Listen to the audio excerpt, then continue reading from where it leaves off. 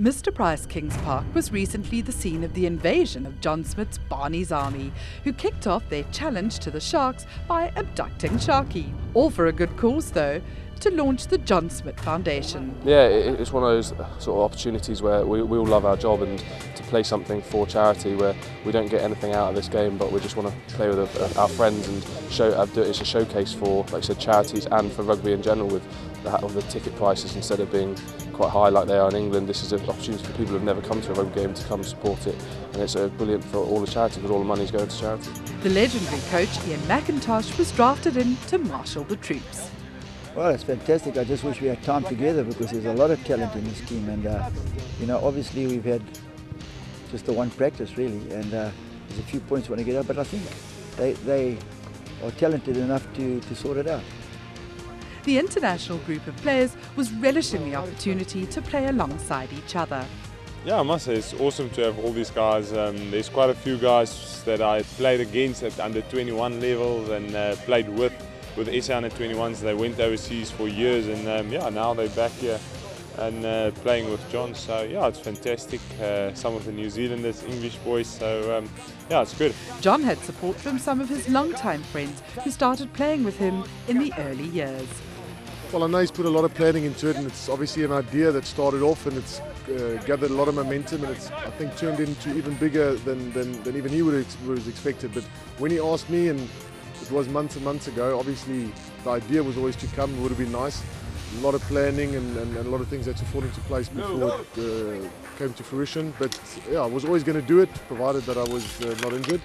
And I must say, it's really, really nice to be here and to be a part of his day. We set about getting the tribute game going.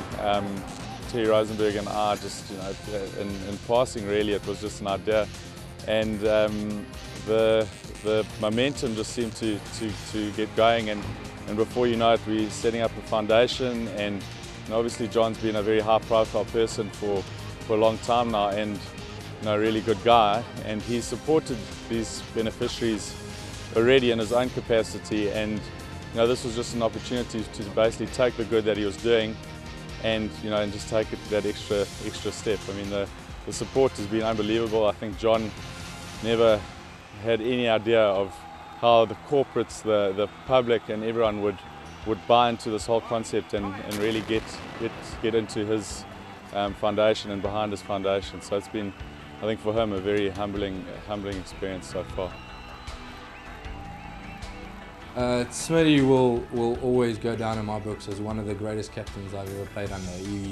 He just the way he talks to you, the way he calms stuff down, and the way he's inspirational, and what he achieved and all that. But you never hear him talk big about himself. It's always team first. He's a big team player man, and he's. I can't even put to words what Johnny meant for me when I played, and now playing against him in his last game of the tank. But I just want to wish him all the best for the rest of his life, for him and Roxy and the kids and all that, and whatever he'll do, he'll definitely make a success of it, because he did it in rugby, and that's just the type of guy he is. Pocket rocket Brent Russell showed that he still had that magic flair. Yeah, no, I really enjoyed it. I forgot what it was like to play at Kings Park, and it was nice to get a few touches, nice to score a try, and get my name on the score sheet. That was very special for me. But it was for John Smith and his sending off, and as I said, it's just a privilege to have been part of the day. After the game, John and some of his army took time out to enjoy Springbok Lodge. I must say, it's been an unbelievably busy time, and getting this game sorted and finally seeing that it's a success with the 26,000 people coming to the game. An unbelievable spectacle, and such an enjoyable day, but an absolute blur as a memory. So it's great just to be able to come back to one of my favourite places, the Springbok Lodge. I've been here since it started.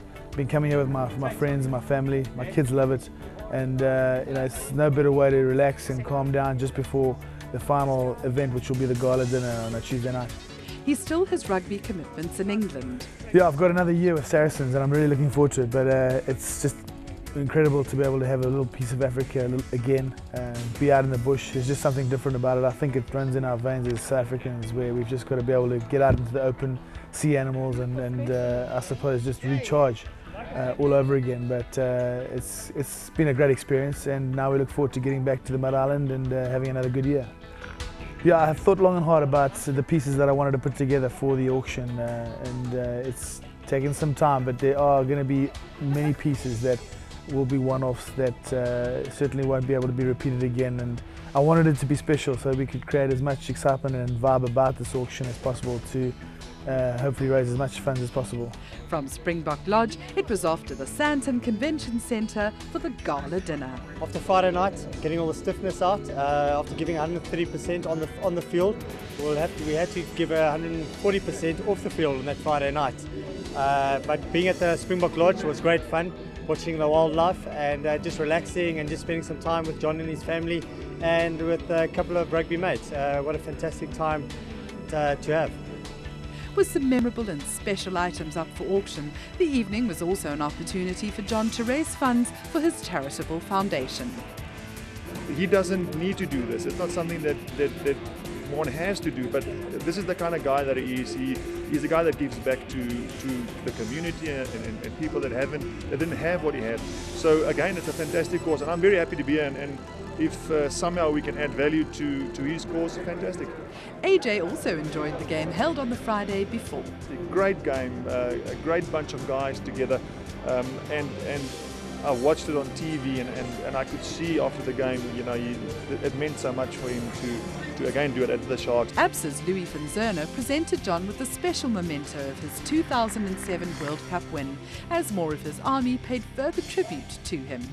I think it means a lot to me especially, and not just me, I suppose, for many South Africans. He's been a true inspiration for all of us, and what a good sort of farewell to him, and for the charities, hopefully where we raise a lot of money tonight, and what a great sending off for a true champion. A legend who will remain in all our hearts and who now leaves a lasting legacy through his foundation. Just another big thank you to everyone involved, to all those that have organised it, to all those that came to the game, to all the people that organised the dinner and all the people that came to the dinner.